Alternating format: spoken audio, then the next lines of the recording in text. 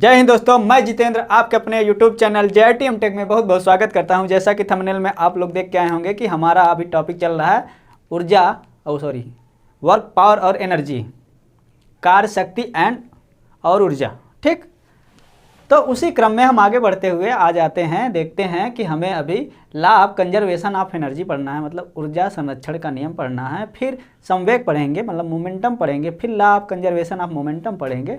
उसी में थोड़ा सा आवेग पढ़ेंगे, एफिशिएंसी पढ़ेंगे और उसी क्रम में आगे बढ़ते हुए चलेंगे। तो आप लोग ध्यान से देखिए और समझिए। मैं पूरी कोशिश कर रहा हूँ कि आपको अच्छे से समझा दूँ, बहुत प्यार से समझा रहा हूँ और एक फ्लो चार्ट में ही पढ़ा रहा हूँ। और इस फ्लो चार्ट में पढ़ने से ये फ़ायदा है कि हम छोटे में कंपैक्ट नोट्स की तरह बनाइए, आप लोग इम्पैक्ट अच्छा पड़ेगा। और आते हैं हम फिर अपने टॉपिक पे, law of conservation of energy. ठीक, तो ऊर्जा संरक्षण के नियम का मतलब क्या होता है? ऊर्जा संरक्षण मतलब ऊर्जा को संरक्षित रखा जाता है, रखा नहीं जाता, रहती ही है। ठीक, तो इसका मतलब होता है कंजर्वेशन ऑफ एनर्जी ऊर्जा संरक्षण का एक सिद्धांत है। उसमें क्या कहा गया है कि जो ऊर्जा है ना तो उत्पन्न की जा सकती है और ना ही नष्ट की जा सकती है। ऊर्जा ना तो उत्पन्न की जा सकती है ना तो नष्ट की जाती है। इसका एक साइक्लिक प्रोसेस होता है, एक चक्र होता है। ऊर्जा एक चक्र में ही चलती है और उसी में क्या करती है, ये बदलती है। ना तो उत्पन्न किया जा सकता है और ना ही नष्ट किया जाता है। Energy can not be produced and nor destroy. ये क्या करता है, one form to another form transfer होता है। एक रूप से दूसरे रूप में क्या करता है, ऊर्जा बदलता है। जैसे हम आपको एग्जांपल दे दें, हम हैं, बॉडी है। ठीक, हमारे शरीर में ऊर्जा है, सभी जानते हैं, तभी तो हम लोग कार्य करते हैं। ठीक, तो हमारे बॉडी में एनर्जी कहाँ से आई? खाना से आई। अब खाना में एनर्जी कहाँ से आई? वो फ्यूल एनर्जी है। खाना को फ्यूल एनर्जी बोल सकते हैं, फूड एनर्जी बोल सकते हैं। खाने में एनर्जी कहाँ से आई? वो जमीन से लिया पूरा ताकत, खनिज तत्व की तरह, और सनलाइट से। सनलाइट में कहाँ से आई? न्यूक्लियर फ्यूजन से आई। और खनिज तत्व कहाँ से आई? खाद दिए, पानी दिए, उसमें आई। खाने में जो हम उगाते हैं अनाज, कहाँ से आई? तो सब एनर्जी क्या है, एक दूसरे से क्या कही, वहाँ आई। हमारे अनाज में आई, अनाज से हम क्या किए, बॉडी में लिए, बॉडी से फिर क्या करें, किसी काम को कार्य किए, वहाँ एनर्जी ट्रांसफर में किए। तो हम उसी के समझा रहे हैं, उसी क्रम में आगे बढ़ रहे हैं। तो ऊर्जा ना तो उत्पन्न की जा सकती ना तो नष्ट की जाती। समझ में आ गई बात? एक रूप से दूसरे रूप में ये चेंज होती है। और ध्यान दीजिए, हमने यहाँ कुछ एग्जाम्पल दिया है और उसमें बताया है कि ऊर्जा, कौन सी ऊर्जा किस में बदल रही है। जैसे हम बोलते हैं रासायनिक ऊर्जा, जिसको केमिकल एनर्जी बोलते हैं, और इलेक्ट्रिकल एनर्जी में बदलती है। रासायनिक ऊर्जा विद्युत ऊर्जा में बदलती है। उसका वो कौन सा यंत्र होता है जिसमें ये काम होता है? वो होता है विद्युत सेल, बैटरी। कैसे? जैसे मोबाइल में बैटरी लगी होती है, सेल लगा होता है, उसमें सेल लगा होता है, हम चार्ज कर लेते हैं। पहले तो चार्ज किए, वो अलग बात है। लेकिन जब मोबाइल चल रही है तो हमारा जो रासायनिक ऊर्जा है सेल का इलेक्ट्रॉन एक तरफ भर जाता है, मतलब चार्ज हो जाता है बैटरी। उसके बाद दूसरी तरफ वो ट्रांसफर होता है। जब इलेक्ट्रॉन का फ्लो होता है तो कौन सी एनर्जी मिलती है? विद्युत ऊर्जा, इलेक्ट्रिक एनर्जी। ठीक, ऐसे बड़े बड़े बैटरी होते हैं, इन्वर्टर होता है, बैटरा जिसको बोलते हैं, बैटरी बोलो उसको। तो उसमें क्या होता है, उसमें भी एनर्जी स्टोर करके रखते हैं। सेल जैसे आता है, सेल टॉर्च वाला सेल आता है, उसमें भी क्या होता है, अब रासायनिक ऊर्जा को विद्युत ऊर्जा में चेंज करता है। ठीक, आते हैं अगला, विद्युत ऊर्जा के ध्वनि ऊर्जा में। इलेक्ट्रिक एनर्जी के, जैसे डीजे बजता है तो लाइट से बजता है ना। ठीक, तो उसमें क्या उनसे एनर्जी लेता है? वो लाइट लेता है। डीजे बजता है तो जनरेटर देखिए, उस पर लोड पड़ता है। जैसे आवाज़ तेज बढ़ती है वैसे लोड बढ़ जाता है, वो उसमें आवाज़ फ्यूल ज़्यादा खाता है। ठीक, तो ध्वनि निकलती है। और वो ध्वनि ये कौन सा काम करता है? Loud speaker. उसमें बड़े बड़े स्पीकर लगे होते हैं, लाउड स्पीकर जिसको बोलते हैं। ठीक, तो वो क्या करता है, विद्युत ऊर्जा को ध्वनि ऊर्जा में बदलता है। ठीक, कौन सा यंत्र है? Loud speaker. और ऐसे ध्वनि ऊर्जा विद्युत ऊर्जा में, जैसे कोई इंसान कहीं माइक लेके गा रहा है, अब उसकी आवाज़ बिना माइक के गाए तो बस थोड़े सराउंडिंग में होगा। और वही आवाज़ क्या करें, हम क्या करें, माइक से, माइक्रोफोन या माइक, बात एक ही है। माइक से हम क्या करें, इलेक्ट्रिक एनर्जी थ्रू जब जोड़ देते हैं, ढेर सारे हार्न वगैरह, जब कहीं जागरण वगैरह होता है तो क्या करते हैं, उसमें यही क्या करते हैं, ध्वनि को हम क्या विद्युत ऊर्जा में बदल के, फिर विद्युत ऊर्जा से बदल के, फिर क्या करते हैं, विद्युत ऊर्जा से ध्वनि ऊर्जा में बदलते हैं, तो स्पीकर लाउड हो जाता है। ठीक, तो ये काम होता है माइक का। यांत्रिक ऊर्जा को विद्युत ऊर्जा में, यांत्रिक ऊर्जा मतलब मैकेनिकल एनर्जी जो होती है, उसको विद्युत ऊर्जा में कौन बदलता है? जनरेटर। कैसे? जनरेटर हम शादी उदी में देखते हैं, शादी विवाह में जनरेटर जो होता है उसमें क्या होता है, जनरेटर में भी एनर्जी आती है। कहाँ से आती है? फ्यूल एनर्जी, तेल डालते हैं, डीजल डालते हैं। डीजल जब जलता है तो हीट पैदा करता है, हीट पैदा करता है तो फिर वो चलता है, रन करता है।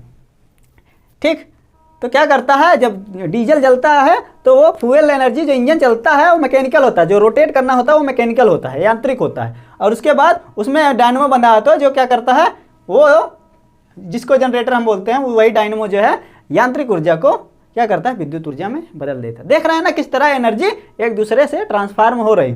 ऐसे विद्युत ऊर्जा का यांत्रिक ऊर्जा में इसका उल्टा भी होता है। जब बिजली आ रही है, कहीं आटा चक्की की दुकान देखे हैं या और कोई देखे हैं, जैसे ड्रिल मशीन देखे हैं, तो उसमें क्या होता है, ड्रिल नाचता है, मतलब यांत्रिक ऊर्जा मिल रही है। लेकिन वो कहाँ से मिल रही है, हम ड्रिल का क्या करते हैं, एक बिजली के बोर्ड में हम ड्रिल के वायर को घुसाते हैं और फिर क्या करता है, ड्रिल रन करता है। तो वो क्या करता है, मोटर लगा होता है उसमें, तो मोटर का काम है विद्युत ऊर्जा को यांत्रिक ऊर्जा में बदलना। ऐसे ही ट्रांसफार्म होती रहती है। जैसे प्रकाश ऊर्जा विद्युत ऊर्जा में, जब लाइट आती है, सोलर पैनल बंधे नहीं होते, फोटो इलेक्ट्रिक सेल होते हैं उसको बोलते हैं। तो क्या करता है, वो क्या करता है, पूरे हमारे एक बैटरी लगी तो उसमें चार्ज करके रख देता है और फिर विद्युत मिलती है। तो प्रकाश ऊर्जा को विद्युत ऊर्जा में फोटो इलेक्ट्रिक सेल। इसी तरह कई एग्जाम्पल हैं, जैसे हम कोई बॉल आ रही है यहाँ नीचे हवा में और यहाँ ज़मीन पे गिरी, तो जब आ रही थी, गिर रही थी, तो क्या कर रही थी, इसमें काइनेटिक एनर्जी, ज़मीन पे आ गई तो क्या की, कहीं इम्पैक्ट की, वो काइनेटिक एनर्जी वो किसी और एनर्जी में बदल गया, मैकेनिकल एनर्जी। जैसे हम पत्थर यहाँ पहाड़ पर रखा है तो इसमें कौन सी एनर्जी है, पोटेंशियल एनर्जी। जब ये गिरने लगा तो काइनेटिक एनर्जी। तो सारा एनर्जी एक दूसरे में क्या करता है, ट्रांसफार्म होता है। जैसे कहीं बांध बना है, पीछे का टर्म पढ़ा चुके हैं, बांध बना है, पानी इकट्ठा है, उसमें पोटेंशियल एनर्जी है। उस पानी को क्या करते हैं, पाइप के थ्रू हम क्या करते हैं, टरबाइन पे गिराते हैं। बांध बना है, पानी को पाइप के थ्रू क्या करते हैं, जैसे बांध बना है, यहाँ पानी भरा है और इसमें पाइप लगा दिया और यहाँ एक टरबाइन लगा दिए और ये टरबाइन के थ्रू क्या करता है, नाचता है। तो ये क्या, यहाँ पोटेंशियल एनर्जी, जब ये नाचने लगा तो काइनेटिक एनर्जी, मतलब स्थितिज ऊर्जा को गतिज ऊर्जा में बदलता है, क्या, टरबाइन। तो ऐसे ही बहुत सारे हैं, आप समझ गए तो सारी एग्जाम्पल समझ जाएंगे। तो ये होता है लाभ कंजर्वेशन, ना तो एनर्जी उत्पन्न की जाती ना नष्ट की जाती। जैसे इफिशियंसी होता है, इफिशियंसी का एक फार्मूला होता है, ध्यान से देखिए। इफिशियंसी मतलब दक्षता, कोनो मोटर की, जनरेटर की या गाड़ी की, इंजन की, कहते हैं ना कि बड़ा इफिशियंट है, अच्छा एवरेज दे रहा है, कम एवरेज दे रहा है। तो इफिशियंसी का मतलब होता है कि हम इनपुट में क्या दे रहे हैं, फिर आउटपुट क्या निकल रहा है। तो ये रेशियो होता आउटपुट अपॉन इनपुट, और इंटू 100 क्यों करते हैं, क्योंकि ये परसेंटेज में आता है, प्रतिशत में आता है। तो क्या करते हैं, आउटपुट अपॉन इनपुट, ये इफिशियंसी का फार्मूला होता है। ठीक, जैसे होता क्या है कि हम जैसे तेल डीजल डाल रहे हैं, उसमें फ्यूल एनर्जी है, अब उसको ब्लास्ट कराएं, जितना गर्मी उससे पैदा हुई तो कुछ तो इंजन के गर्म होने में लॉस हो गया, कुछ कूलेंट में इंजन को ठंडा करने में जो पानी यूज हुआ था, या कूलेंट मोबिल या कूलेंट कुछ भी यूज होता है उसमें चला गया, और कुछ ही ताकत जो है वो क्या की, पिस्टन को रन कराई, मतलब इंजन को चलाई, मतलब गाड़ी को दौड़ाई या कुछ भी कराई, कोई भी मशीन हो, तो वो पूरा ट्रांसफर नहीं हो पाती। जितना हमको आउटपुट चाहना रहता है उतना नहीं हो पाता। ठीक, तो आउटपुट जो हमको चाहना रहता है और इनपुट जो हम जिसके थ्रू चाहते हैं, तो जितना इनपुट होता है उसको नीचे लिखते हैं, जो आउटपुट होता है ऊपर लिखा जाता है, और ये 100 से मल्टीप्लाई ये दक्षता है। ये ईटा होता है, इस तरह इफिशियंसी का ये सिंबल होता है और ये परसेंटेज में होता है। ठीक, ये हुई दक्षता। आगे देखो क्या लिखा है, मोमेंटम, जिसको पी से डिनोट करते हैं। ठीक, जिसको संवेग बोलते हैं। मोमेंटम क्या होता है, मोमेंटम मतलब जैसे हम हैं ऐसे खड़े हैं तो हमारे मोमेंटम नहीं है, और हम अगर दौड़ रहे हैं तो मोमेंटम है। अगर हम दौड़ रहे हैं तो मोमेंटम है, हमारे अंदर मास है और मास के साथ जब वेलोसिटी जुड़ जाती है तो वो होता है मोमेंटम। गति की मात्रा, जब तक बॉडी रन नहीं करेगी, और गति की मात्रा मतलब वो कितना उसमें ताकत है, गति है कितनी। जैसे हाथी दौड़ रहा हो उसी वेग से और एक बकरी दौड़ रही हो, तो किसका मोमेंटम ज़्यादा होगा, किसमें गति की मात्रा ज़्यादा होगी। हाथी अगर दौड़ रहा है और किसी ट्रक को धक्का मार दे तब पता चलेगा कि मोमेंटम किसमें ज़्यादा है, किसमें गति की मात्रा ज़्यादा है। अगर हाथी उसी वेग से दौड़ रहा है, एक बकरी दौड़ रही है, और हाथी क्या करे, किसी ट्रक को धक्का मारे तो रन कर जाएगी, अब बकरी मार दे धक्का तो बकरी खुद ही गिर जाएगी। समझ रहे हो। तो मोमेंटम किसमें है, मोमेंटम मतलब गति की मात्रा, मास के साथ वेलोसिटी जब मल्टीप्लाई होती है तो वो होता है मोमेंटम। ठीक, ये गति की मात्रा बताता है। तो हमको समझ में आ रहा है कि आप लोग को समझ आ गया। तो ये भारी बॉडी का मोमेंटम ज़्यादा होता है अगर वही वेलोसिटी हो, और छोटे बॉडी का मोमेंटम कम होता है अगर वही वेलोसिटी है, दो बॉडी का कंपेयर किया जाए। ठीक, तो मोमेंटम समझ में आया ना। जैसे सेम बॉडी है और एक तेज चल रही है, क्या होती है, जैसे दो जुड़वा भाई हैं और दोनों सेम वेट के हैं, सेम मास के हैं, और क्या कर रहे हैं दोनों, एक तेज दौड़ रहा है एक धीरे दौड़ रहा है, तो जो तेज दौड़ रहा है उसमें मोमेंटम ज़्यादा है, क्योंकि उसमें वी का मान ज़्यादा, मतलब वेलोसिटी ज़्यादा है, मोमेंटम ज़्यादा। सेम मास के लिए जिसकी वेलोसिटी ज़्यादा हो उसमें मोमेंटम ज़्यादा, और सेम वेलोसिटी के लिए जिसके मास ज़्यादा हो उसका मोमेंटम ज़्यादा। मतलब कुल मिला के मोमेंटम मास और वेलोसिटी पर डिपेंड करता है, दोनों का ये मल्टीप्लाई होता है। इसकी यूनिट क्या होती है, KG metre second inverse, KG metre पर सेकेंड, इसको न्यूटन सेकेंड भी बोलते हैं, mL/-2 होता है। और ये देखो फार्मूला लिखा है, तो P संवेग है, m द्रव्यमान है, और V वेलोसिटी है, वेग है, और ये देखो कोई मास का बॉडी था और V वेग से चल रहा था, तो यही फार्मूला इसके थ्रू हमने लिख दिया। इसमें मोमेंटम क्या होगा, P = mv। ठीक, अब देखो हम लोग पिछले टॉपिक में पिछले लेक्चर में पढ़े थे काइनेटिक एनर्जी, तो उसी में थोड़ा सा जल्दी से आ जाते हैं। काइनेटिक एनर्जी बराबर होता है half m mass into velocity का स्क्वायर, ये होता है काइनेटिक एनर्जी। ठीक, ये होती है काइनेटिक एनर्जी। तो काइनेटिक एनर्जी एम बी इसमें भी होता है और मोमेंटम में भी एम बी होता है। एम बी तो इसमें क्या होता है कि कभी कभी रिलेशन पूछ लेता है एग्जाम में, तो वही हम बता रहे हैं। तो काइनेटिक एनर्जी बराबर होता है हाफ एम बी स्क्वायर। ठीक, ये हुआ। अब मोमेंटम मतलब संवेग बराबर P = mv mass into velocity. तो क्या करते हैं हम काइनेटिक एनर्जी को लिखते हैं और उसके बाद ये देखो हाफ एम बी स्क्वायर, तो ऊपर m का मल्टीप्लाई कर दिया और ऊपर किए हाफ एम बी स्क्वायर में ऊपर मल्टीप्लाई किया तो नीचे भी मल्टीप्लाई कर दिए, तो m लिख दिए। तो ये लिखे हाफ, ये m का मल्टीप्लाई तो स्क्वायर हो गया v स्क्वायर अपने, तो एम वी मिल गया। तो ये एम वी स्क्वायर है तो इसको m और v का होल स्क्वायर भी लिख सकते हैं, ये टर्म को, और यही हो गया P स्क्वायर। ठीक, और यही P स्क्वायर यहाँ लिखा है half P square by m। ये काइनेटिक एनर्जी और मोमेंटम मतलब गतिज ऊर्जा और संवेग में क्या ये संबंध है। ठीक, आगे आते हैं एक छोटी सी चीज़ दिया आवेग, इम्पल्स टरबाइन सुने होंगे आप लोग, सभी लोग नहीं सुने होंगे, कुछ सुने होंगे। इम्पल्स क्या होता है, इम्पल्स एक झटका होता है, ये बल गुणित समय होता है। इम्पल्स क्या होता है, बल गुणित समय, मतलब कितना ताकत लग रही है और कितने समय के लिए लग रही है। ठीक, किसी बॉडी में इम्पल्स कब ज़्यादा होगा, जब उसमें ताकत समय के साथ लगती रहेगी। ठीक, तो वही होता है इम्पल्स, और इसकी यूनिट है न्यूटन सेकेंड और KG metre second inverse mL/-2। Same आवेग संवेग का लगभग बराबर ही इम्पल्स भी होता है। ठीक, ओके, आते हैं संवेग का ही रूप है लगभग। आगे आते हैं law of conservation of momentum. जैसे कोई भी बॉडी है उसमें मोमेंटम का हानि नहीं होता, चेंज होता है।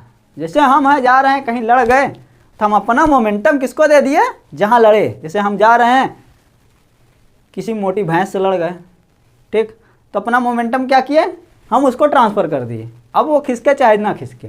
हम जा रहे थे किसी छोटे बच्चे से लड़ गए, तब वहाँ मेरा मोमेंटम ट्रांसफ़र दिखेगा कि नहीं। अगर हम दौड़ रहे हैं और बच्चे से लड़ जाएं, बच्चा बेचारा आगे मूव कर जाएगा, तो उसमें मोमेंटम ट्रांसफ़र हो जाएगा। तो मोमेंटम नष्ट नहीं किया जाता, ना तो उत्पन्न किया जाता है, ट्रांसफ़र होता है। ठीक, तो momentum based on Newton third law, action reaction, जितना एक्शन करेंगे उतना रिएक्शन देगी अगली बॉडी। मतलब आपने बच्चे को धक्का मारा तो बच्चे ने कुछ आपको भी धक्का मारा है। उसी में एक फार्मूला आता है, जैसे हमारे पास देखिए, ध्यान से देखिएगा, आराम से समझ में आएगा, ज़्यादा दिमाग नहीं लगाना, ध्यान से देखते जाइए। ये यम है, ये यम एक बॉडी है, लाल कलर से बनाया है, और ब्लू कलर से यम1 एक बॉडी है, और ब्लू कलर से यम2 एक बॉडी है, दोनों बॉडी हैं। और क्या कर रही हैं, दोनों रन कर रही मान लो। और ये क्या है, ये तेज रन कर रही है, तभी तो टक्कर होगा। u1 is greater than u2। ये उसकी थोड़ा धीरे रन कर रही है, ये वाली बड़ी वाली जो बॉडी नीली वाली धीरे रन कर रही है, तो अगली ये रन कर रही थी, ये देखिए रन कर रही है, ये धक्का मार दी। ठीक, हम बना रहे हैं दो बॉडी, ये देखिए, जैसे ये बड़ी वाली बॉडी आगे बना दी है, अब ये दोनों रन कर रहे हैं, लेकिन ये तेज रन कर रही है धीरे, और ये धक्का मार दी। जब धक्का मार दी तो क्या हुआ कि इनके बीच में जब टक्कर हुआ तो इस धक्के से ये भी प्रभावित हुई, ये भी प्रभावित हुई, तो दोनों जिस वेग से चल रही थी वो डिस्टर्ब हो गया।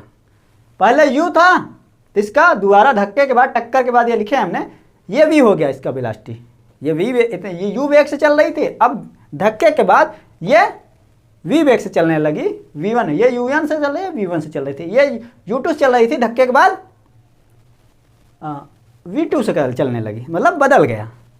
तो क्या होता है इसमें, शुरू में जो उसमें, जैसे ये शुरू में इसमें क्या मोमेंटम था, m1 v1, और इसमें क्या था m2 सॉरी m1 u1 है u2।